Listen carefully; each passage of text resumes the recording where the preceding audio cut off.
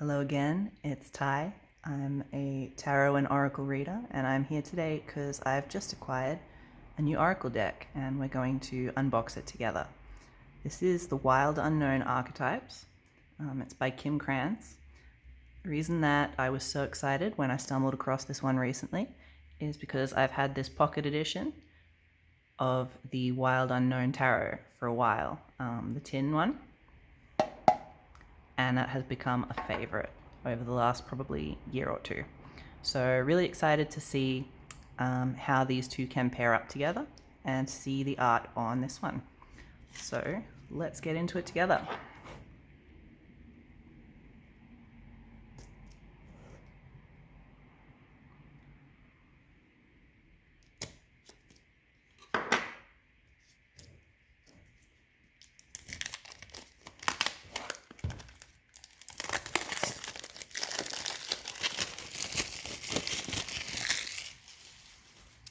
So bright. I really love this watercolor effect that is all throughout the art in these series of decks. Let's see what it says. From the wellspring of the collective unconscious emerge images that appear in the dreams of every culture, illuminating our multiplicity and uniting us in the endless story of humanity. These are archetypes. Their limitless potential is yours to behold as you travel to the realm of dreams, visions, and myth.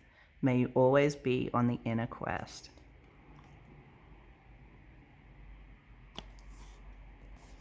All right. So I think this one slides out. Got a little arrow here telling us what to do.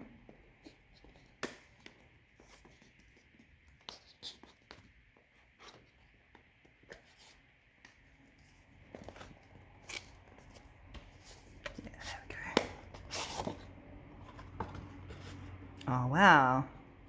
Pretty diamond. Let's see. Set this one aside, the outer sleeve.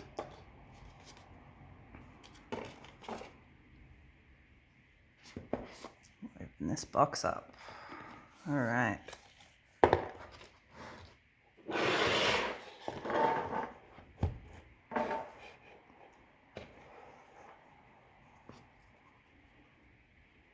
Accept all, reject none is what we've got written on the inside of the lid. Nice solid box. Pull tab. We love a ribbon. And there is our book. Guidebook. That's just stunning. All right. Let's see what we got.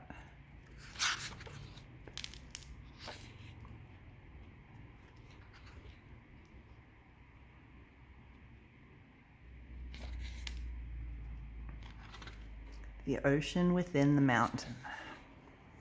It is possible that archetypes have their own agendas, their own work to do on us. With that in mind, I offer you my story.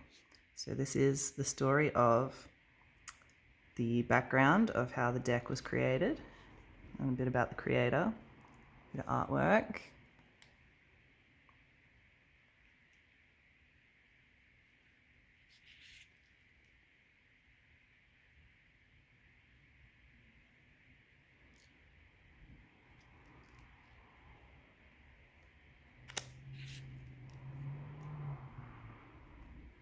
Wow, so it's like an in-depth sort of description of a dream, I believe, and how the artist came to create this deck.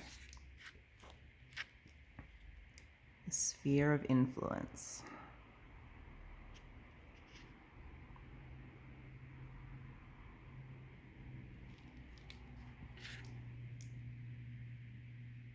There's some acknowledgements.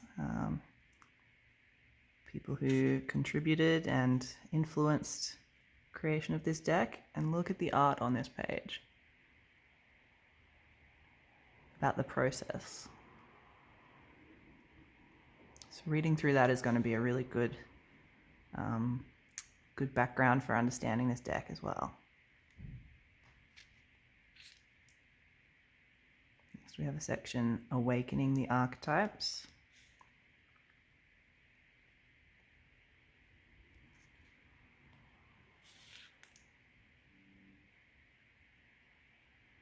The original of its kind, the first image, the inherited emerging pattern, the initial and eternal energy. So this talks about where archetypes come from.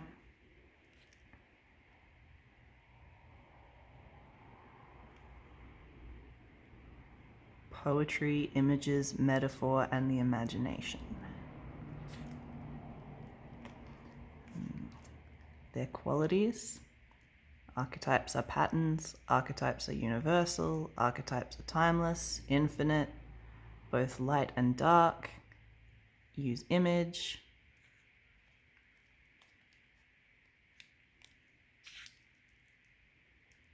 Their intentions. They insist on the imagination, they insist on multiplicity, they insist on the collective.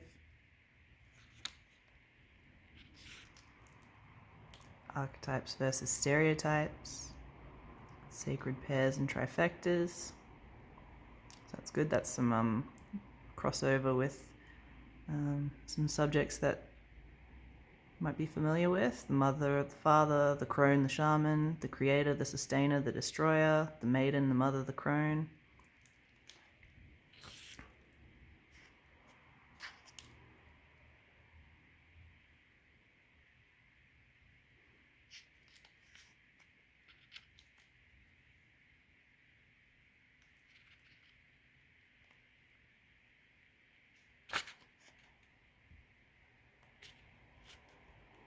So then we have a section where we begin to look at understanding the deck.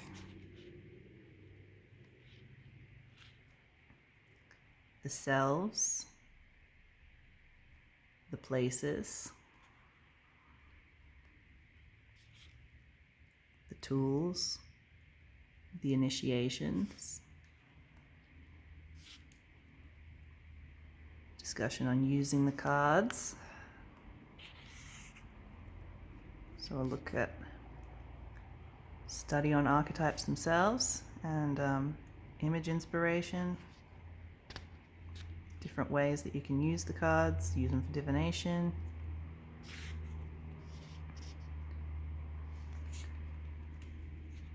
Some discussion on how to do that. Crown, heart, and root chakra. Spread for using that. Inner quest spread, 4 cards. Who, where, what, and why.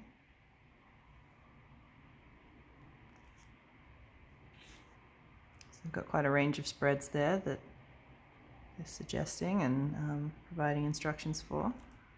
It's pretty helpful. Definitely try some of those out, I think. Card rotation.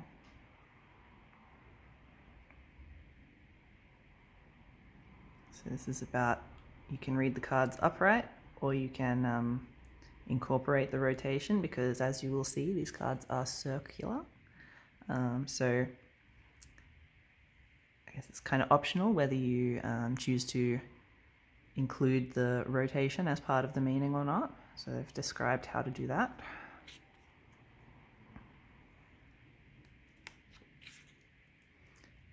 And then they get on to the part which tells us the descriptions of all the cards.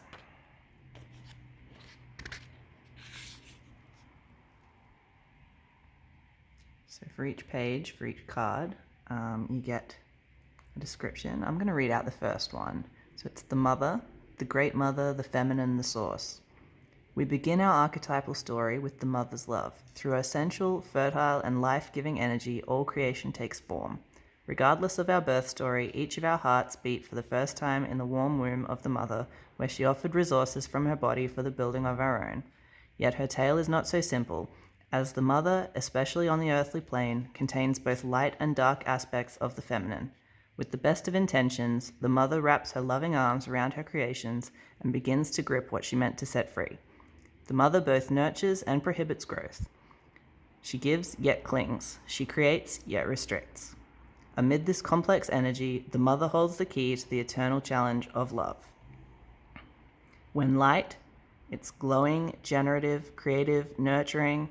When dark, it's dim, exhausted, controlling, and limiting. To go deeper, it's got a suggestion there of further reading. And then on the sides, it has things to notice about the card as well. So I'm not going to read all of those in the book, but I think that's a good indication of how much detail it goes into per each one. So it gives you a little, the light aspect of it and the dark aspect of it, and then, you know, some further details on each side. So let's get into the cards. I can't wait any longer. Oh my, look. It's in its own little extra cardboard box. Oh, that's so fancy. Everything about this is very, like, beautifully detailed. I do own quite a few Oracle decks, and I am aware this one sometimes retails for a little bit more than some other Oracle decks that you might come across, but it seems like everything is of a really high quality here, so it looks like it's worth it, in my opinion, so far anyway. So this is the back. Pop those out. All right. Give me a moment and I'll just get the box out of the way.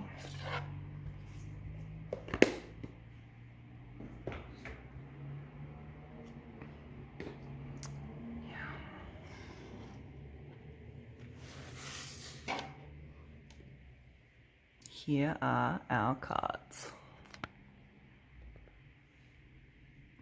So we have back, as I showed before, this kind of diamond looking image.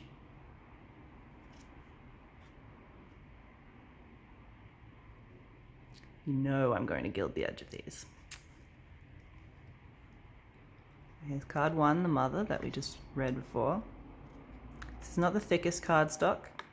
Not too much of a surprise though, because look at the width of it as a deck. If it was any thicker, it'd be a little bit unruly. So I think that's an okay kind of compromise to make. It definitely doesn't feel, you know, flimsy or anything of that nature. You know, sometimes you get a very papery, very delicate feeling deck. It's not that. So decent cardstock. The mother.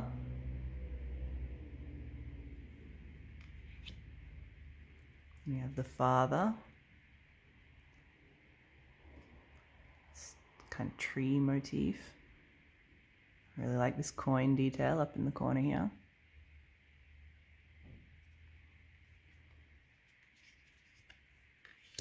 The Starborn. Really wonderful kind of watercolor galaxy background there. An egg.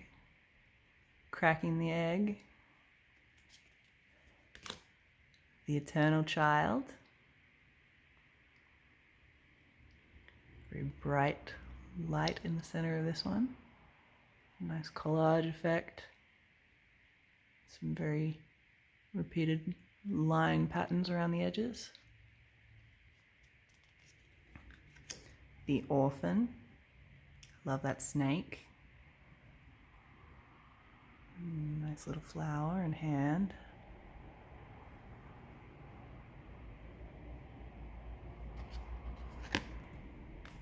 The Mentor. Oh, that's gorgeous. Look at this owl. Beautiful space imagery again, once again. Stunning.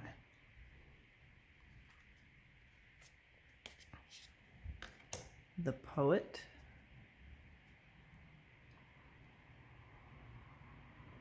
These two hands on the glowing orb and the birds flying overhead.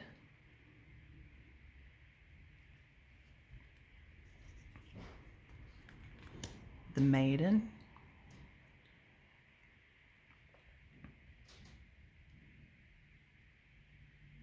Very kind of fertility related imagery there. The colors in these are so vivid as well. I'm not sure if the camera's even doing it justice. The Hunter. Now that looks very similar to the Wild Unknown Tarot, some of the imagery on that. That's the style that you see in both decks. And look at some of the details on this horse. Nice line work. And a lot of effort's gone into matching up a background nicely.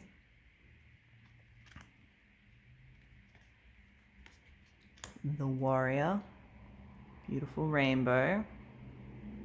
We love a rainbow. Nice. Snake again. We see snakes as a repeated motif all throughout both of these decks. Queen. So you can see some of them really have more of the photographic kind of collage imagery included, more so than the illustration, whereas others really lean into that illustrated look. So it's interesting to see the combination of those elements and the degree to which. It's the king. What's in that hand? Is it a pearl and a wax seal? So that's given very kind of knowledgey vibes, isn't it? To read the guidebook on that one. Beautiful kind of orange sunset colors, or sunrise perhaps. The crone. Nice. A favorite bird around here. Little raven or crow and a crone. A seal once again.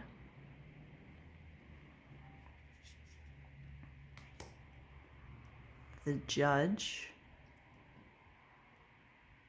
The skull. Divided into quarters, this one, which is an interesting kind of design decision. I'm sure it'll explain that in the guidebook also. So I can see how some of these would be really distinctive to draw them. You'd immediately get sort of one feeling or the other, you know. Some of them are, they're all consistently designed, but some of them are dissimilar to the others, so you definitely get the vibe real quick. The shapeshifter. Nice gradient scales. Spooky eye. Collage elements.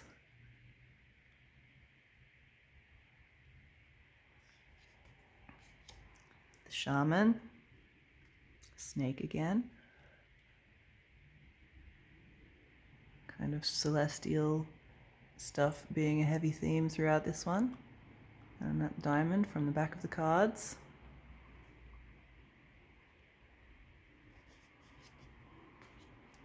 The lover. That pearl once more. Gorgeous swan. I really quite like this artist's way of drawing animals. Obviously, you'd want to enjoy this series of decks, and personally, I really do. The siren. So you get the tail, which I'm going to presume is from a mermaid. And the precious gem or egg, either or both. This lovely kind of pinks and purples all around. The animal. Which animal? Have to look into that. So many little details on this one. Just beautiful. The pilgrim. Again, all that collage combined with watercolor. You got the mountain, the eye, the hands. It's very rich with symbolism. There's definitely a lot going on in each of these images.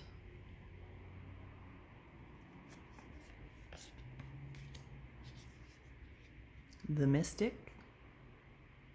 Pretty butterfly or moth. The flaming, blazing heart in the middle. Bright with the pearls either side.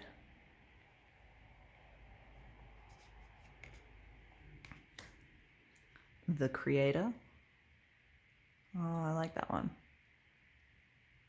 Beautiful. Paintbrush in hand. Nice rainbowy background. The Destroyer. Wonderful. So the counterpart to the previous, I suppose. Nice eyes.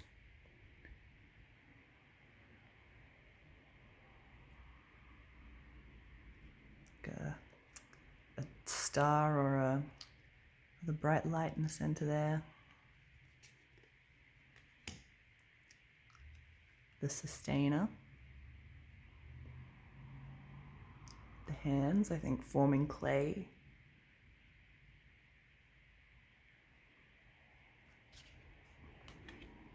The Healer. There's our snake again.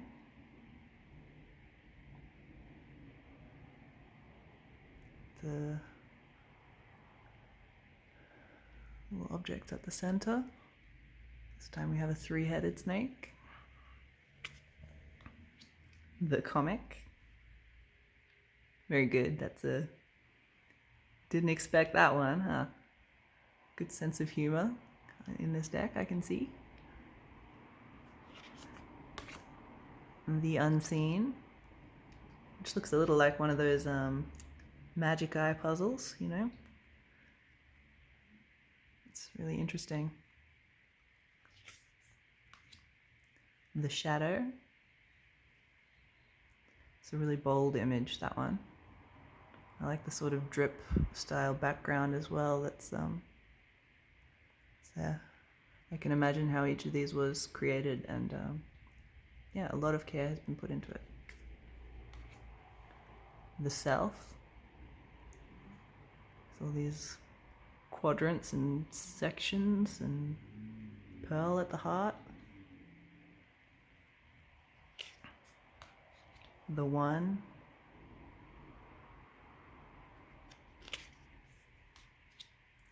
The Heart. And again, so much of this really nice kind of hand-drawn detail with a really gorgeous little collage element there. Got color playing a big role again. The Cave.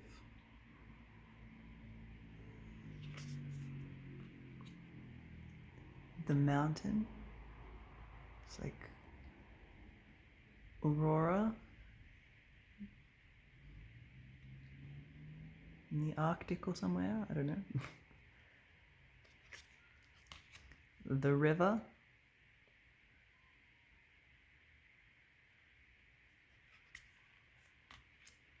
The Ocean.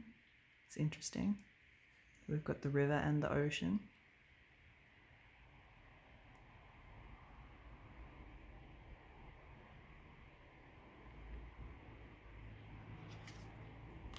And the Forest. That nice kind of rainbow sky overhead. The Desert.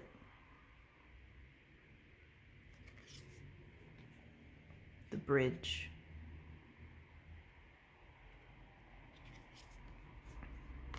The Temple.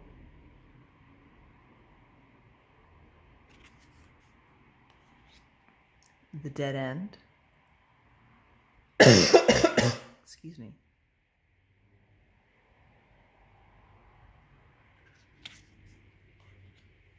The Village.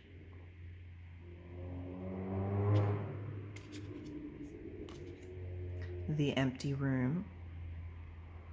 Nice little sparkles. I like that one.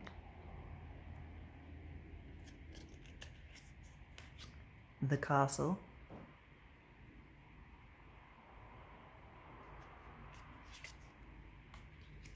The Box. I like the way that that also has a bit of an optical illusion effect to it. That's really cool. The Threshold.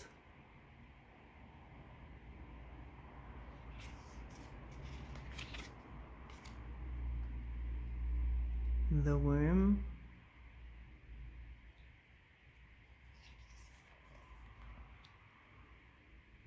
The storm, very chaotic sort of look in that one. A lot of elements clashing together. The underworld.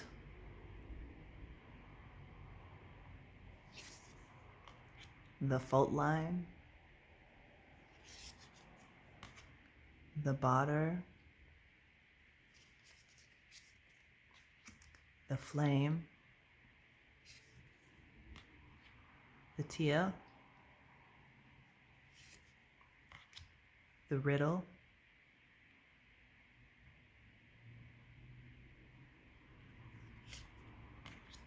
The vow.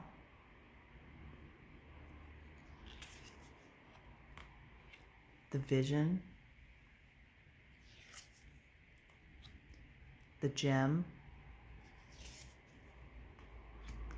The ring. The nectar.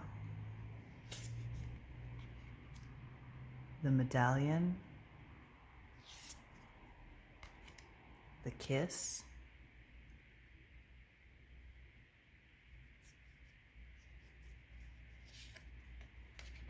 The mask.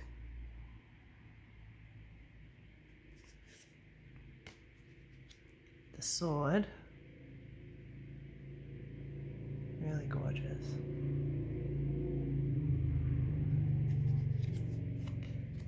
The venom. It's a really evocative one, that. The offering.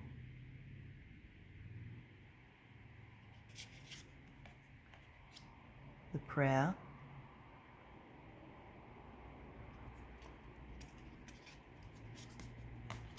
The seed.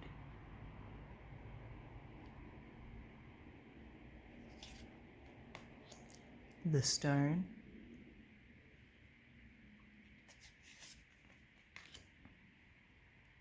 The mirror. The vessel.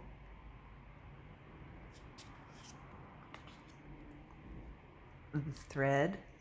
I like that one. Excellent. Eros. This one has writing top and bottom. I see these last few all do. Agape.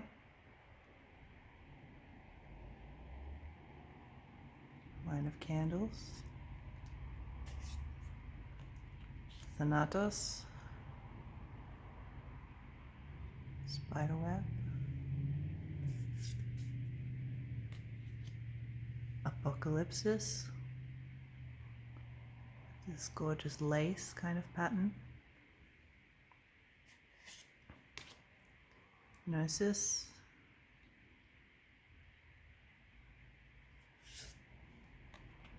Kairos or Kairos.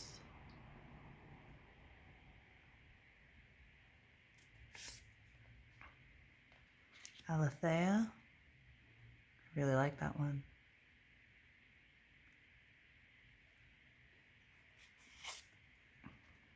And Anima Mundi. Wow, that's very complicated. Look, all of the planetary and zodiac symbolism on there. The rainbow, different rocks and stones. Awesome. That is a huge deck. For an oracle, that's a lot of cards. Like, a lot of oracle decks are, you know, in between your 22 to 45 or 50 cards, so that's a giant.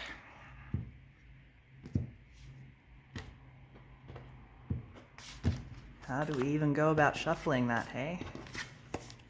Not by riffling. I'd like to see anyone who would be able to riffle round cards. I don't even know if that's possible. So shuffling is going to be a bit of a difficulty, because as I try to overhand that, a few of them are sticking together. So it seems like you're going to have to do a bit of a, you know, purposeful back and forth kind of shuffling, make some more piles in order to get it really mixed up. So that is one downside that I can see.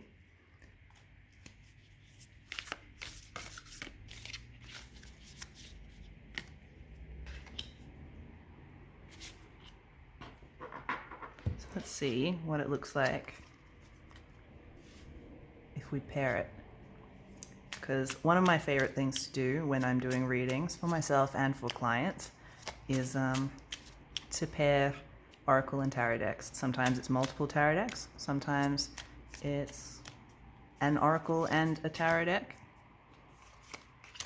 So what happens if we do that here? Yeah, I think they look beautiful together. And I can see the potential for building some really fun layouts using the combination of the circular cards with your standard rectangular cards.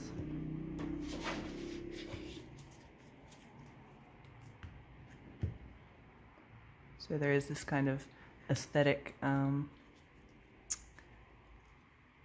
similarity between the two. You definitely can see that that's the same artist, same creator, and I'm really excited to do some readings with them combined. So thank you for walking through that one with me today. I'm really looking forward to learning how to shuffle it and getting it into some readings. If you would like to get a reading from me, all of my contact details will be in the description below. Otherwise, until the next time, thank you for watching and I'll see you soon. Bye.